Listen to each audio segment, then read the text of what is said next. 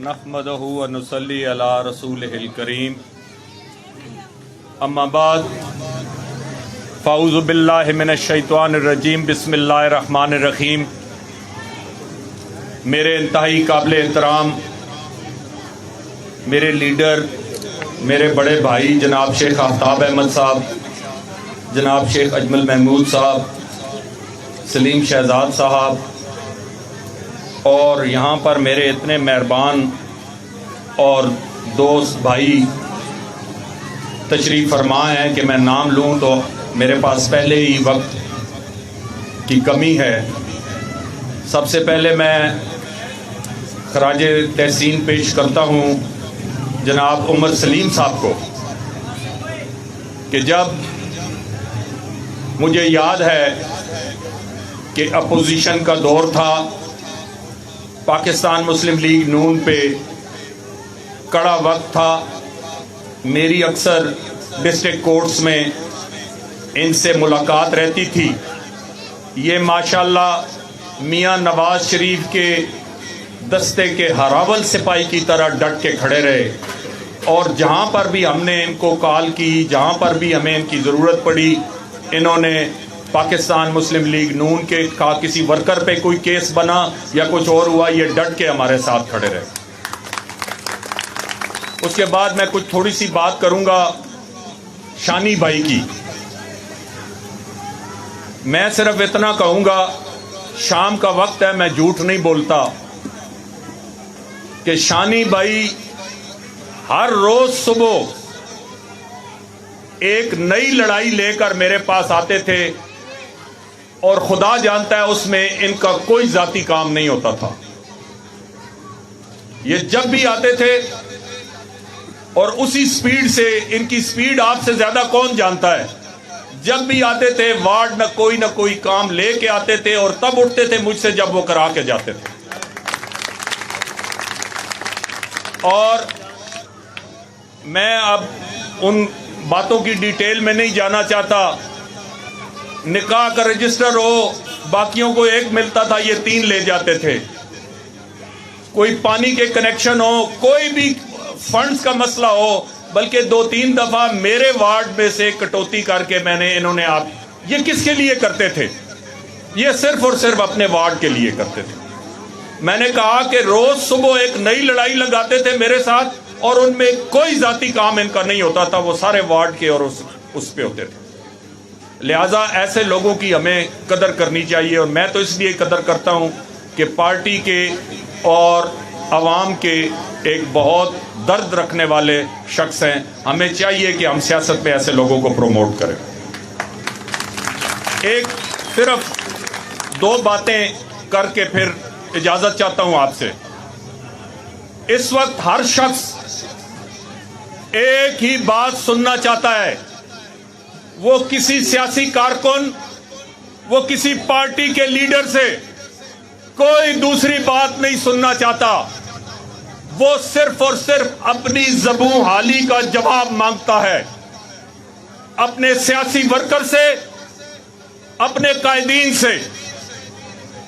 वो सिर्फ अपनी ज़बूं हाली, ये महंगाई का जो तूफान है, वो सिर्फ उसका जवाब मांगता है। मैं उस ज़िमन में, मैं खुद चूंकि एक अदना सा सियासी कारकुन भी हूं और एक कारोबारी खानदान से ताल्लुक भी रखता हूं, पेशे के एतबार से एक ठेकेदार हूं। मैं सिर्फ ये अर्ज करता हूं और आपसे एक पहले सवाल करता हूं कि आप अगर मुझे एक करियाने की दुकान पर बिठाते हैं और मैं 2-2.5 साल में उसका बेड़ा गर्क कर देता हूं, दुकान खाली हो जाती है, नीचे गले में पैसे कोई नहीं, उधार वाले अपनी डिमांड कर रहे हैं, तो जब घर के सरबराह को फिर दोबारा बुलाया जाए और वो सवाल करे कि एक चलती दुकान को अब मैं किस तरह चलाऊं जो तुमने बेड़ा गर्क कर दिया है, उसका सिर्फ एक ही जवाब है, उसका एक ही हल है یا تو دکان کو بند کر دے اور اس کو سمیٹ دے، یا پھر اس کی تمام تر مشکلات کو، اس کے تمام تر اخراجات کو، ان قرضوں کو، ان چیلنجز کو قبول کرے اور اسے چلائے۔ میرے بھائیوں، ایک دکان کا شٹر تو نیچے ہو سکتا ہے، وہ بندہ کہے گا ٹھیک ہے کل سے ٹوکری اٹھا لوں گا، لیکن ملک ایسی چیز نہیں ہے جس کا شٹر نیچے کر دیا جائے۔ پھر میاں نواز شریف نے، ان سے بہتر کون جانتا تھا کہ اس وقت ملک کی اکانومی کا کیا حال ہے؟ اسحاق ڈار صاحب سے بہتر کون جانتا تھا؟ اور میاں شہباز شریف صاحب جیسے ایڈمنسٹریٹر سے بہتر کون جانتا تھا کہ اس پاکستان کو چلانا بڑا مشکل ہے؟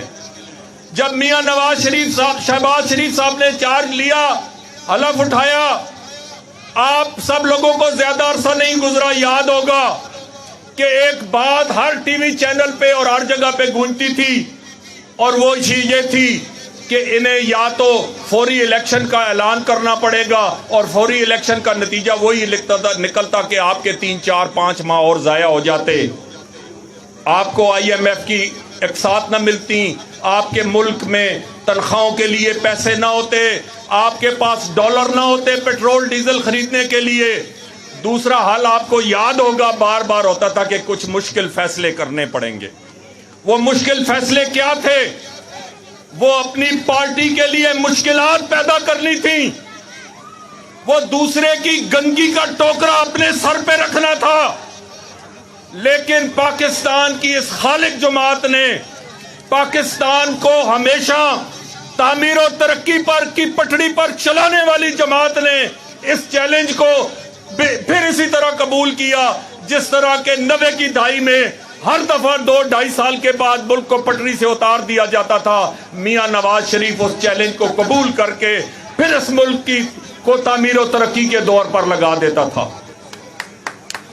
آپ کو یاد نہیں 14 ماہ میں 10,000 میگا واٹ بجلی پیدا کی گئی؟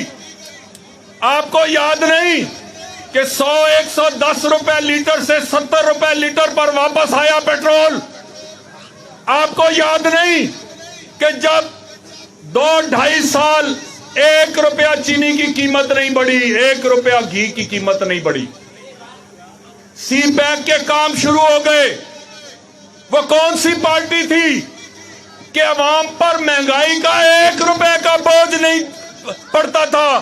بجلیاں بھی بنتی تھیں، سی پیک بھی چلتے تھے، موٹر ویز بھی بنتی تھی، لواری ٹنل بھی چلتی تھی، کراچی میں بھی امن آتا تھا۔ پھر کیوں اس ملک کو کیوں پھر ڈیریل کیا گیا؟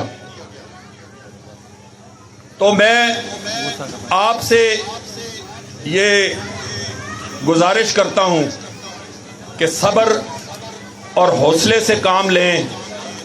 انشاءاللہ وہ جو شرائط کر گئے تھے IMF کے ساتھ، اور IMF کے نمائندے کو ہماری وزارت خزانہ پر بٹھا گئے تھے، اور وہ جو ان کی اپنی پارٹیوں کا کہتے تھے کہ نیپی باندھنا ایک کام یہ شاید خود کرتے ہوں، باقی سارے کام انہیں وہی کر کے دیتے تھے۔ کبھی اتحادیوں کو سنبھال کے رکھنا، کبھی نو کانفیڈنس میں ان کو ووٹ پورے کر کے دینا، کبھی میں اب کیا ذکر کروں۔ یہ ان 3-3.5 سالوں کا بگاڑ ہے جو ہم سمیٹنے آئے ہیں، لیکن ہمارے حوصلے، میرے قائدین کے حوصلے، میرے لیڈروں کے حوصلے انشاءاللہ بلند ہیں۔ میرا ایمان ہے کہ انشاءاللہ یہ ہم نے بیڑا اٹھایا ہے، ہم ہی انشاءاللہ اس ملک کو دوبارہ تعمیر و ترقی کے دور میں چلائیں گے۔ 2 شعر پڑھ کے اجازت چاہتا ہوں کہ کہاں قاتل بدلتے ہیں، فقط چہرے بدلتے ہیں، عجب اپنا سفر ہے، فاصلے بھی ساتھ چلتے ہیں، اور بہت بے درد تھا جو محفلوں کو کر گیا ویراں، نہ پوچھ حال یاراں شام کو جب سائے ڈھلتے ہیں، اور وہ جس کی روشنی کچے گھروں تک بھی پہنچتی ہے، خدایا نہ وہ سورج نکلتا ہے نہ اپنے دن بدلتے ہیں۔ جنریٹر نہیں ہے اور ہم اہل درد نے یہ راز آخر پا لیا جالب کہ جیپ اونچے مکانوں میں ہمارے خون سے جلتے ہیں وما علینا الا البلاغ المبین.